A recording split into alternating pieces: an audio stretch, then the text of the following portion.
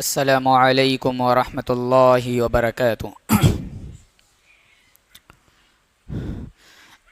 ان الحمد للہ نحمده ونستعینه ونستغفره ونعوذ باللہ من شرور انفسنا وسیئات اعمالنا،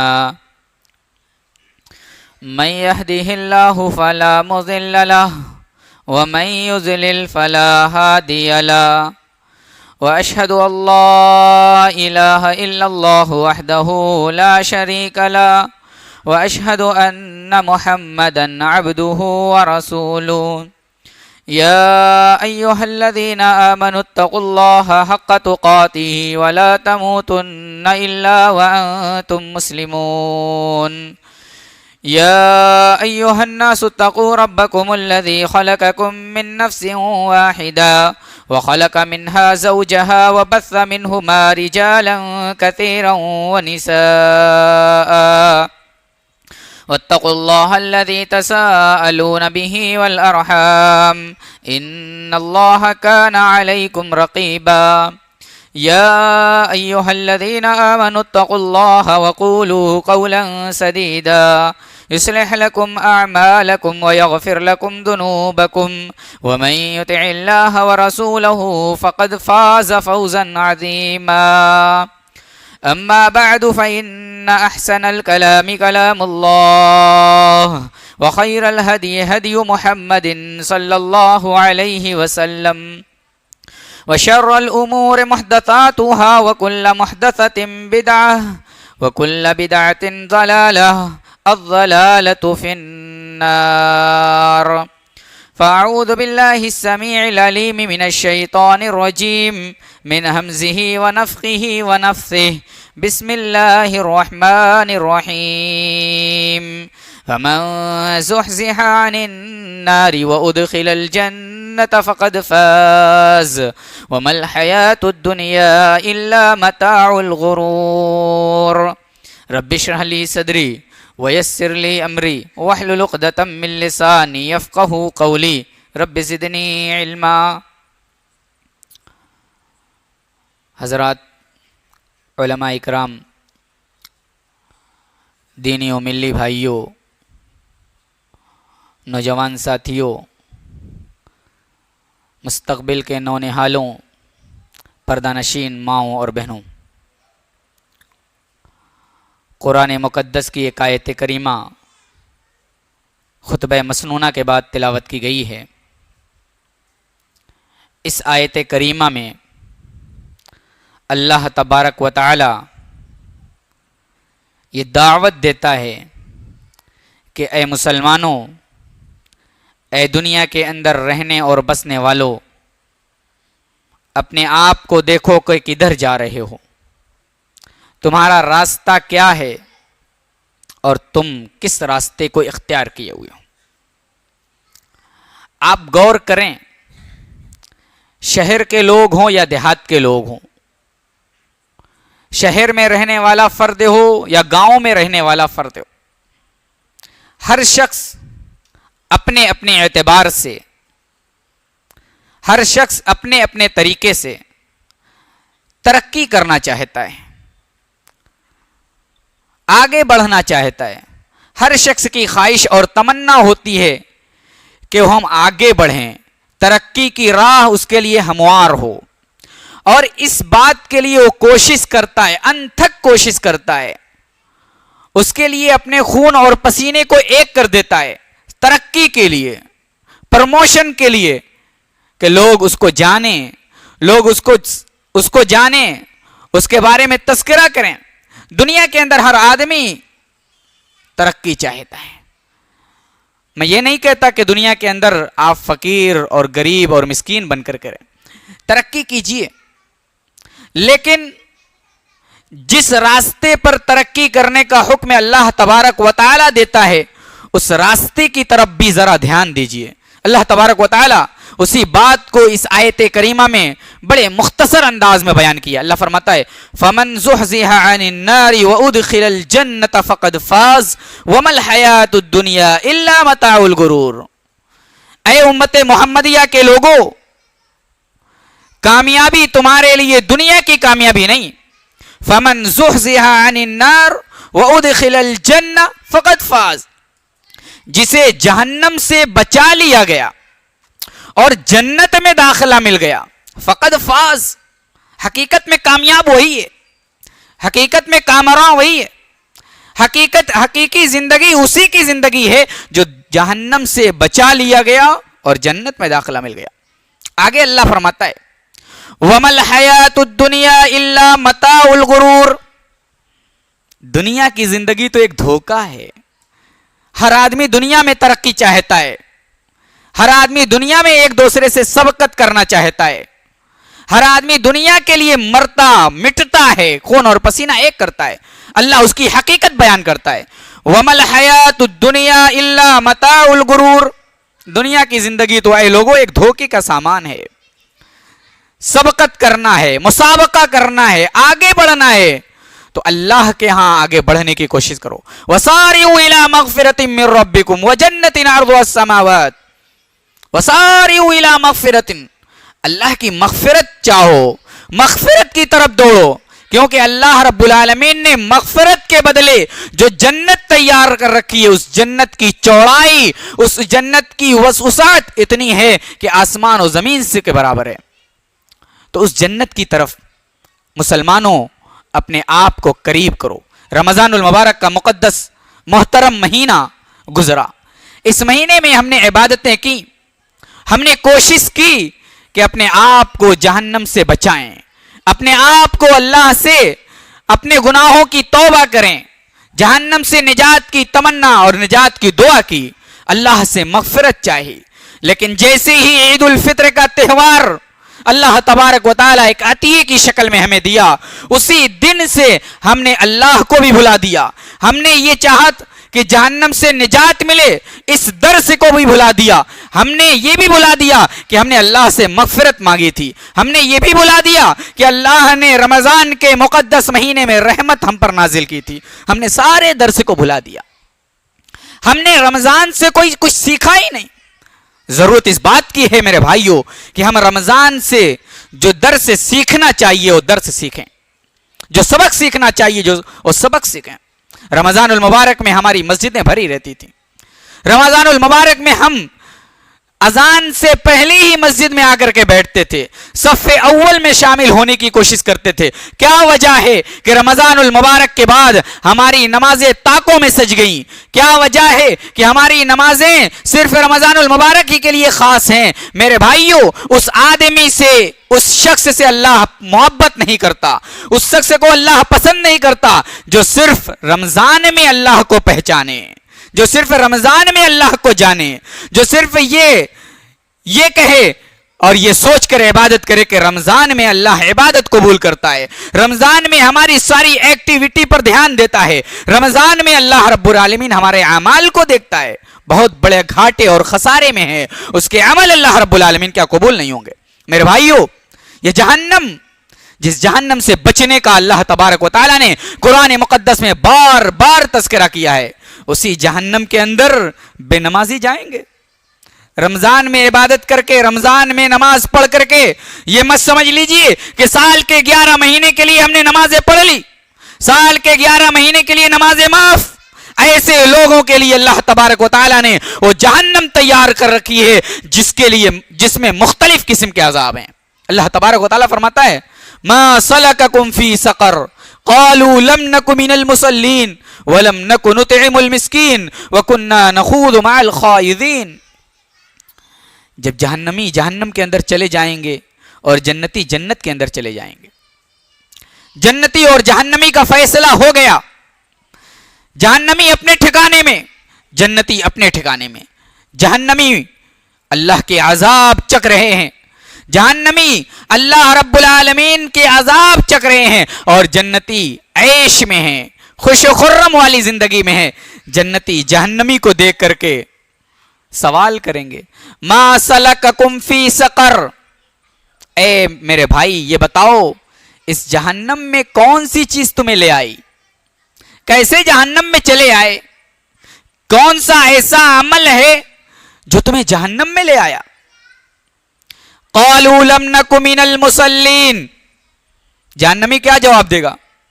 سب سے پہلا جواب جو ہے، کان کھول کر کے سن لو اے مسلمانوں، اے رمضان میں عبادت کرنے والوں، رمضان میں نماز پڑھنے والوں، سنو، لم نک من المصلین. وہ نماز ہی کہے گا جو صرف رمضان میں عبادت کرتا ہے. لم نک من المصلین، ہم مصلی نہیں تھے، ہم نماز نہیں پڑھتے تھے، ہم اللہ کی عبادت نہیں کرتے تھے. ولم نک نطعم المسکین، مسکینوں کو کھانا نہیں کھلاتے تھے. اور ایک بہت بڑا مشغلہ ہمارے ساتھ تھا، جس مشغلے میں مشغول ہو کر کے ہم یہ ساری عبادتیں چھوڑتے تھے. وہ کیا ہے؟ وَكُنَّا نَخُوضُ مَعَ الْخَائِضِينَ، ہم گپ شپ کرنے والوں کے ساتھ بیٹھ کر کے گپ شپ کیا کرتے تھے. ہم فالتو بیکار قسم کی باتیں کرنے والوں کے ساتھ بیٹھ کر کے باتیں کیا کرتے تھے. آج ہمارا حال کیا ہے؟ ہم گپ شپ کرنے والوں کے ساتھ بیٹھ کر کے گپی لڑاتے ہیں، ہم فالتو قسم کی باتیں کرتے ہیں، جس سے ہماری نمازیں بھی ضائع ہوتی ہیں، جس سے ہماری عبادتیں بھی ضائع ہوتی ہیں، اور جس سے ہمارا اللہ بھی ناراض ہوتا ہے. تو میرے مسلمان بھائیو، نماز کی طرف آؤ. وہ نماز جس نماز کے تعلق سے پیارے نبی جناب محمد رسول اللہ صلی اللہ تعالی علیہ وسلم نے ارشاد فرمایا کہ قیامت کے دن میدان محشر میں سب سے پہلا سوال ہوگا. سب سے پہلے سوال اللہ تبارک و تعالیٰ کیا کرے گا؟ نماز ہی کے متعلق کرے گا. نماز ہی کے تعلق سے اللہ رب العالمین سوال کرے گا، کہے گا اے فرشتوں، اس بندے کے عمل میں سے سب سے پہلے نماز کے تعلق سے دیکھو کہ نماز کتنی پڑھی ہے. نماز کتنی پڑھی ہے. نماز اگر ہماری صحیح رہی، نماز اگر ہم نے صحیح سے پڑھی ہے تو ہمارے سارے عمل صحیح، اور نماز اگر ہماری گڑبڑ ہے تو سارے عمل برباد ہو سکتے ہیں، سارے عمل بیکار ہو سکتے ہیں، اور سارے عمل ہبا منثورہ ہو سکتے ہیں، ذروں میں بکھیر دیے جائیں گے. تو ہم نماز کی طرف آئیں، اللہ کی عبادت کی طرف آئیں، ورنہ بے نمازیوں کے لیے اللہ تبارک و تعالیٰ نے جہنم تیار کر رکھی ہے. اور جہنم جانتے ہیں جہنم کیسی ہے؟ جہنم کا عذاب کیسا ہے؟ جہنم کا عذاب ہمارا یہ جسم برداشت کرنے کے لائق نہیں.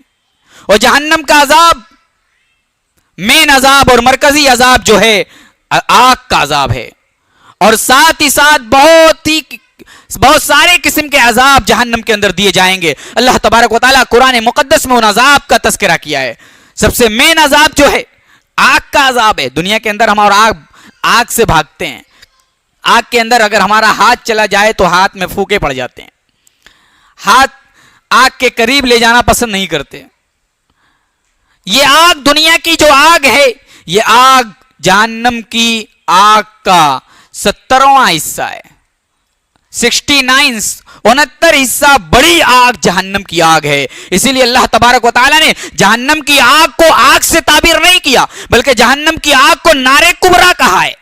اللہ تبارک و تعالیٰ فرماتا ہے وَيَتَجَنَّبُهَا الْأَشْقَى الَّذِي يَصْلَى النَّارَ الْكُبْرَى لا يموت فيها ولا يحيا. يصلى النار الكبرى، مجرم کہاں جائے گا؟ آگ میں نہیں جائے گا. مجرم کہاں جائے گا؟ يصلى النار الكبرى، بہت بڑی آگ میں جائے گا.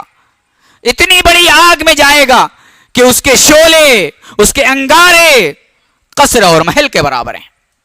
اللہ تبارک و تعالیٰ فرماتا ہے لا يموت فيها ولا يحيا.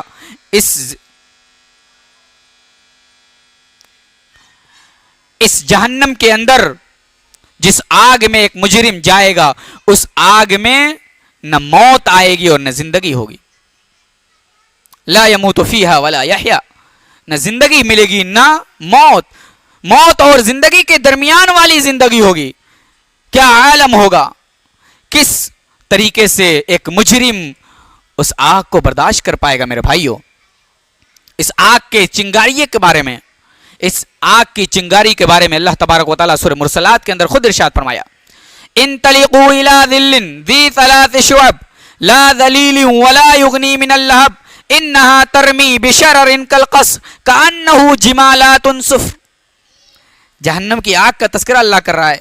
انطلقوا الى ظل ذی ثلاث شعب، مجرم سے کہا جائے گا، نافرمانوں سے کہا جائے گا، جہنمیوں سے کہا جائے گا اے جہنمی، اے جہنمی آگ چکھو، اللہ کے عذاب کو چکھو اور چلو اس 3 شاخوں والے سائے کی طرف۔ جہنم میں سایہ بن کر کے دھواں آئے گا، اور جہنمی جس سے سمجھیں گے کہ اس دھواں کے ذریعے سے جو سایہ آیا ہے یہ ہم اور آپ کو ہمیں ٹھنڈک پہنچائے گا، مجرموں کو ٹھنڈک پہنچائے گا، اس سوچ میں اور اس بادل کو اور اس دھوئیں کو دیکھ کر کے مجرم اور جہنمی خوش ہوں گے۔ لیکن اللہ کہتا ہے خوش ہونے کی ضرورت نہیں ہے، لا ذلیل ولا یغنی من اللہب، یہ سایہ بھی نہیں ہوگا اور آگ سے بے نیاز بھی نہیں کرے گا، یعنی وہ سایہ جو بن کر کے آیا ہے وہ آگ ہی آگ ہے، وہ آگ ہی ہے، وہ دھواں ہے، وہ مجرم کو تکلیف پہنچانے کے لیے آیا ہے۔ لا ذلیل ولا یغنی من اللہب انہا ترمی بشرر کالقصر، اور جہنم کی آگ سے جو چنگاری پھوٹے گی وہ محل کے برابر ہوگی، اور اس چنگاری سے جو ٹکڑا پھوٹے گا وہ سرخ اونٹ کے برابر ہوگا۔ حضرت عبداللہ ابن عباس رضی اللہ تعالیٰ عنہ اس آیت کریمہ کی تفسیر کرتے ہوئے کہتے ہیں، جسے امام بخاری رحمۃ اللہ علیہ نے اپنی کتاب بخاری شریف کتاب تفسیر کے اندر اس روایت کو ذکر کیا ہے، کہتے ہیں حضرت عبداللہ ابن عباس کہ ہم لوگ قصر کو کأنہ جمالت انہا ترمی بشرر کالقصر، اس آیت کریمہ میں قصر کا لفظ جو ذکر کیا گیا ہے، اس قصر سے ہم لوگ 3 ہاتھ کے برابر کی لکڑی یا اس سے بڑی لکڑی کو قصر بولتے تھے، یعنی جو جہنم میں چنگاری پھوٹے گی وہ 3 ہاتھ سے بڑی چنگاری ہوگی، اور جو چنگاری سے ٹکڑا پھوٹے گا اس کی تفسیر کرتے ہوئے حضرت عبداللہ ابن عباس کہتے ہیں کہ کشتی میں جو رسی لگی ہوتی ہے اس رسی کو اکٹھا کر کے جو موٹائی ہوتی ہے وہ کمر کے برابر موٹائی ہوتی ہے، اتنا برابر اس چنگاری کا ٹکڑا بنے گا۔ یہ ہے میرے بھائیوں انہا ترمی بشرر کالقصر کأنہ جمالات صفر، میرے بھائیوں وہ آگ ذرا غور کرو، اس آگ کا کیا حال ہوگا۔ دنیا کی آگ ہم برداشت نہیں کر پاتے، جہنم کی آگ کیسے ہم برداشت کر پائیں گے؟ اس آگ سے بچنے کا انتظام کرو، اس آگ سے بچنے کا انتظام کرو جو آگ ہمیں جہنم کے اندر جلائے گی، جہنم کے اندر عذاب دے گی۔ یہی نہیں میرے بھائیوں، جہنم کے اندر ایک مجرم کو جب ڈال دیا جائے گا نا، تو مجرم کو ڈالنے کے بعد اس کے اصل ٹھکانے کے پاس لے جایا جائے گا۔ دنیا کے اندر ایک مجرم کو، ایک گنہگار کو جب جیل میں ڈالا جاتا ہے تو جیل میں ڈال کر کے ایسے ہی چھوڑ نہیں دیا جاتا، بلکہ جیل میں ڈالنے کے بعد اس کے لیے ایک کمرہ متعین ہوتا ہے، ایک روم متعین ہوتا ہے، جس روم میں اس کو ٹھہرایا جاتا ہے، جہاں بدبودار قسم کے بستر ہوتے ہیں، جہاں بدبودار قسم کی چادریں ہوتی ہیں، جہاں ایسی فضا ہوتی ہے جس میں سانس لینے کی گنجائش نہیں ہوتی ہے۔ تو ایسی تکلیف دہ جگہ دنیا میں بنائی گئی ہے مجرموں کے لیے۔ آخرت میں جو مجرموں کے لیے جیل بنایا گیا ہے وہ جہنم ہے، اور جہنم میں مجرموں کے لیے جو کمرہ بنایا گیا ہے وہ کمرہ اتنا تنگ ہے، اتنا چھوٹا ہے کہ اس کمرے میں آدمی ہل ڈل بھی نہیں پائے گا، اس میں آدمی کروٹ بھی نہیں لے پائے گا، اور اس میں عذاب چکھے گا۔ جب اس کمرے کے اندر داخل ہوگا تو اس کمرے میں داخل ہونے کے بعد موت موت پکارے گا، اللہ موت دے دے، اللہ موت دے دے، اے اللہ کام تمام کر دے، اے اللہ اس جہنم کی آگ ہم سے برداشت نہیں ہے، اے اللہ جہنم کی آگ سے نجات دے دے۔ لیکن اللہ کیا کہے گا؟ آئیے قرآن مقدس کی اس آیت کریمہ کو دیکھتے ہیں۔ اللہ فرماتا ہے وَإِذَا أُلْقُوا مَكَانًا ضَيِّقًا مُقَرَّنِينَ دَعُوا هُنَالِكَ ثُبُورًا لَا تَدْعُوا الْيَوْمَ ثُبُورًا وَاحِدًا وَادْعُوا ثُبُورًا كَثِيرًا۔ اللہ نے کیا فرمایا؟ وَإِذَا أُلْقُوا مَكَانًا ضَيِّقًا، مقرنین، جب مجرم کو تنگ تاریک قسم کے مکان میں جکڑ کر کے ڈالا جائے گا، بیڑیوں میں جکڑا جائے گا، بیڑیوں میں جکڑ کر کے اس کو اس مکان میں داخل کیا جائے گا، اس تنگ جگہ میں داخل کیا جائے گا، تو مجرم جس نے دنیا کے اندر کبھی تمنا نہیں کی ہوگی کہ اے اللہ موت دے دے، جس نے دنیا کے اندر کبھی یہ نہیں کہا ہوگا کہ موت آئے، ہمیشہ وہ اس نے سوچا تھا کہ موت نہیں آنی ہے، دنیا میں دنیا بنائے جا رہا ہے، دنیا کے لیے ترقی کے لیے کوشش کرتا جا رہا ہے، کبھی اس کے دل میں، کبھی اس کے دماغ میں یہ تصور تک پیدا نہیں ہوا کہ اسے مرنا بھی ہے۔ لیکن میرے بھائیوں، اس جہنم میں جانے کے بعد جب وہ عذاب چکھے گا تو برجستہ طور پر وہ کہے گا اے اللہ موت دے دے، موت دے دے، موت دے دے، موت کی تمنا کرے گا۔ جواب کیا آئے گا؟ اللہ کی طرف سے جواب کیا آئے گا؟ جاؤ تمہیں موت ہے، جاؤ تمہارا کام تمام ہو جائے؟ نہیں، اللہ کہے گا لا تدعوا اليوم ثبورا واحدا وادعوا ثبورا كثيرا۔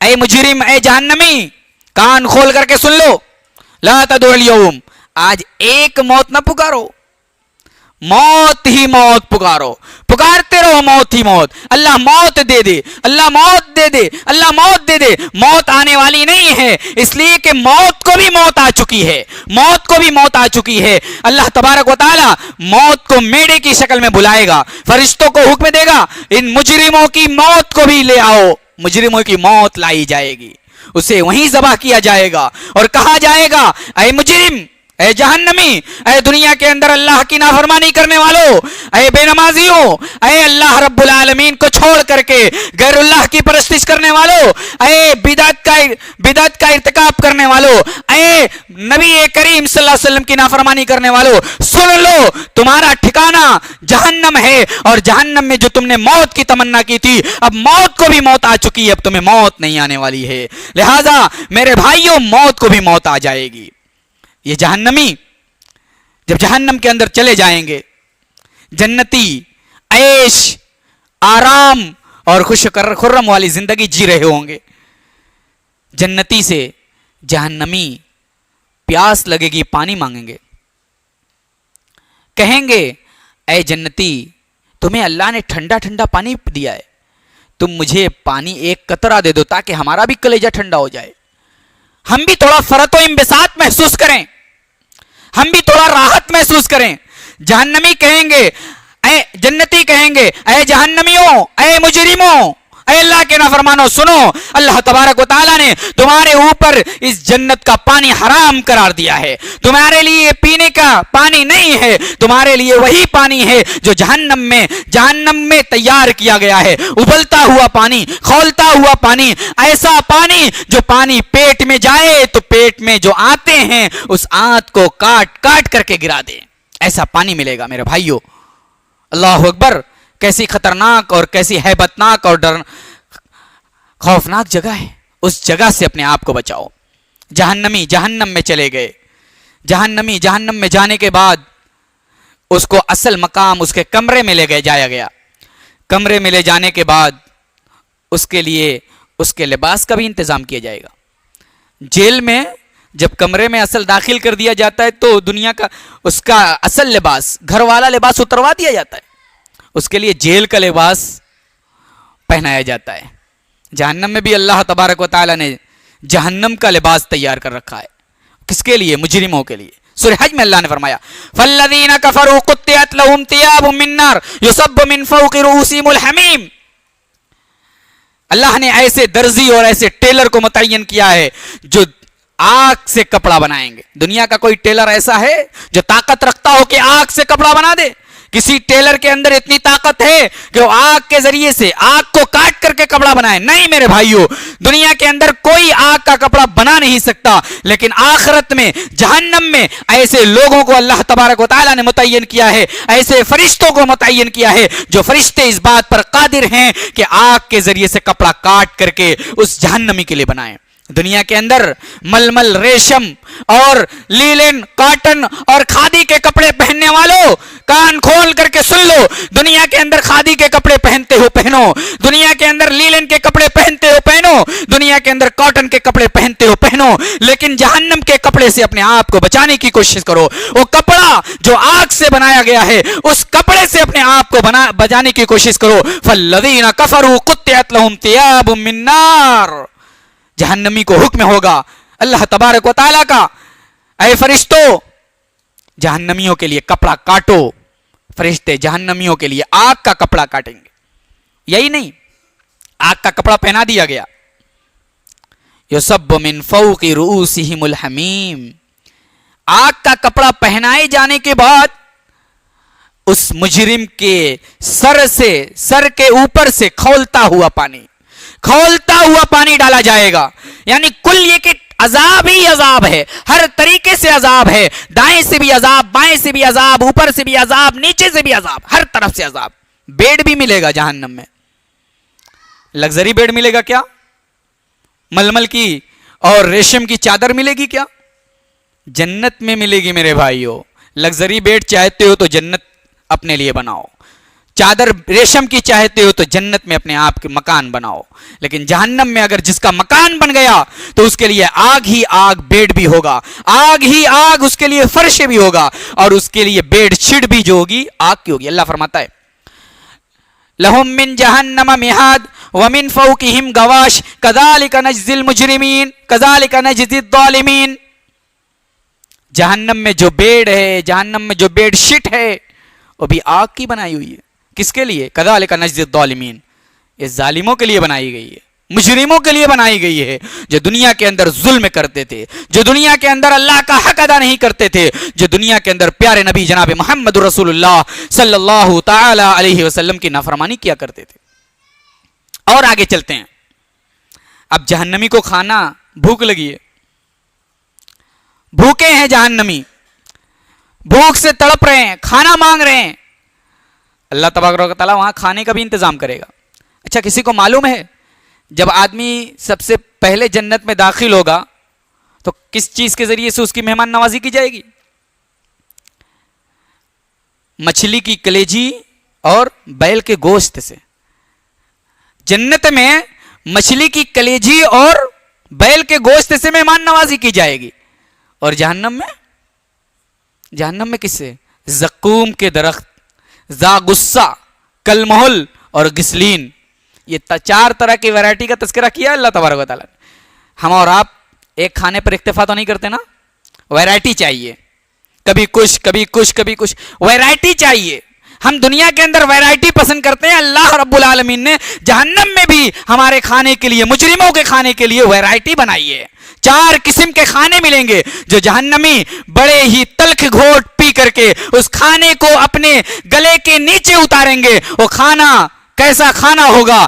وہ کھانا جہنم سے بنایا ہوا کھانا ہوگا. وہ کھانا کانٹے دار درخت والا کھانا ہوگا. جو جہنم کے کھانے کو کھائے گا وہ اس کے حلق میں جا کر کے پھنس جائے گا. اللہ تبارک و تعالیٰ سورہ دخان آیت نمبر 43 کے اندر ارشاد فرماتا ہے ان شجرۃ الزقوم طعام الاثیم کالمہل یغلی فی البطون کغلی الحمیم.